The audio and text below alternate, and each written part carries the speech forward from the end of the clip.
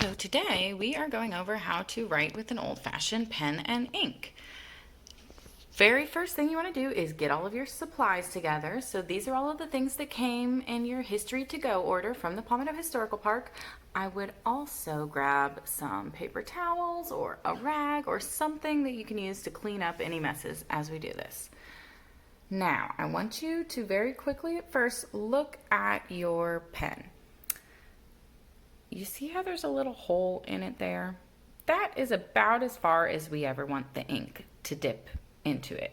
So we really only ever want to dip our ink about up to where that hole is. You can cover the hole.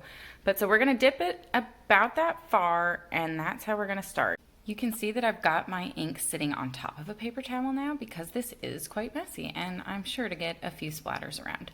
Now you might ask yourself why it is that we need the water here.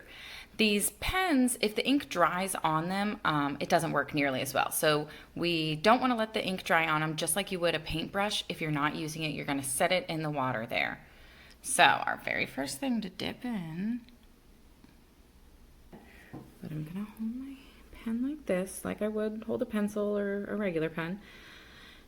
As I pull down, it makes different lines. You can see that you can make a thin one if you kind of angle it, or it can go straight. Now, the harder I press down on this pen, the thicker the lines come. If I press real light, I can do lots of thin lines. Now, notice I keep going kind of like down and to the right. That's generally the direction we write in anyways. If I try to write up, it works as long as I've got plenty of ink on my pen and I do it really lightly. You see when I pressed a little too hard how it'll kind of grab on it? So you want to press very light, and eventually I'm just going to kind of run out. Okay, so when I go back to use my pen, I don't want to drip all over, right? So I'm going to use my paper towel or whatever I've got handy to clean up with and dry off the pen there. This is also going to hold true for when you're done at the end. We don't want water to sit on it or it will rust. Okay, so I'm going to jump back in. Once again, I dip it up a little ways. Now you can see how, do you see how this pen here is hollow? How it kind of, that's, you know, the old technology was the quill pen, right? So they would use a hollow feather, and this end here, you know, they would cut the feather, the quill end, to look like this, and it would, because it's hollow, it kind of holds some of the ink in there, right? And you can write with it longer than one would expect for something like this. So, like if you were to just dip a regular stick in. So that's kind of how this works. And that's kind of where the history of it comes from. They did used to cut them out of a quill pen or a feather. So as I do this, you can see the way that that's hollow there. I want it kind of this way. This is how I'm going to write with it and pull it down across the page. Now, like I said, it's really hard for it to go up in that direction, but it pulls down pretty easily. If you can see over here, let's see if I can get it to focus for me. See the way I'm holding it, right? Okay. I'm going to write, oops, not even there. Talk too long, ran out of ink. Dry it up.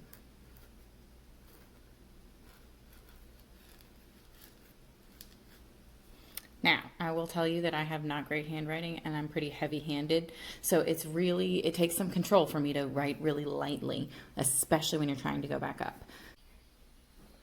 Once you have something of an idea of how this works, just play around and, I don't know, write something silly.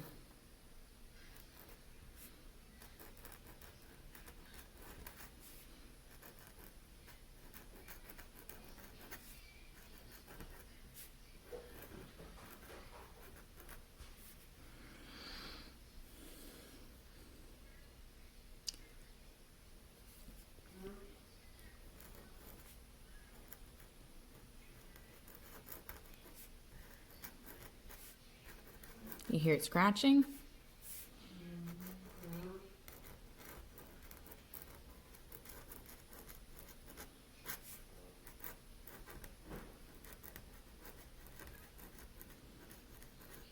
I don't know if you noticed that, but especially as I'm pulling up on those ones, I keep almost getting splatters everywhere.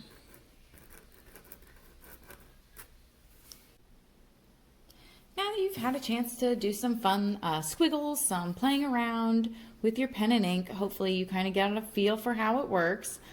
You might be ready to do an actual project. So I would like to talk to you about some project ideas.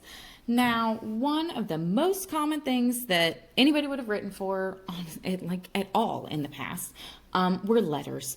Letters, mail in general, used to be way more important than it is today, even though it's still quite important. But back then, it was one of the only ways to communicate with each other. In this especially socially distant time, I think that taking the time to put a pen to paper and actually write someone a letter might be a great thing to just kind of brighten their day and make them feel not so separated from you. So letters, handwritten letters are always a great option for this. Another idea that we have done lots of times are quotes.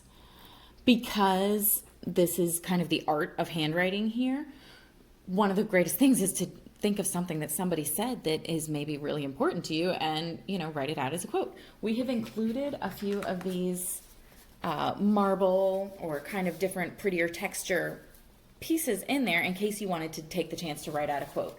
Often we would use like historical quotes. I've often, done Winston Churchill saying that history will be kind to me for I intend to write it, which is always a fun history themed quote. So that's a good project idea. And the last idea that I would recommend to you is art. Now, people don't use these kinds of pens and inks very often anymore, right? Especially not to write things. What they're still used for all the time is artists. People would you can tell it's very dramatic, right?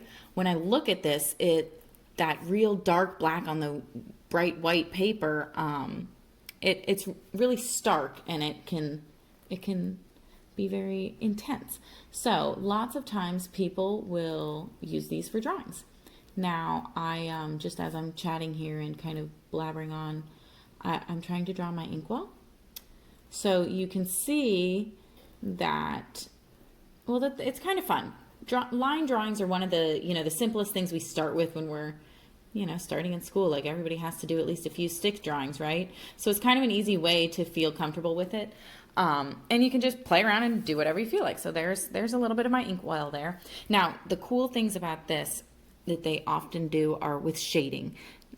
This is called, let me dip again here. This is hatching.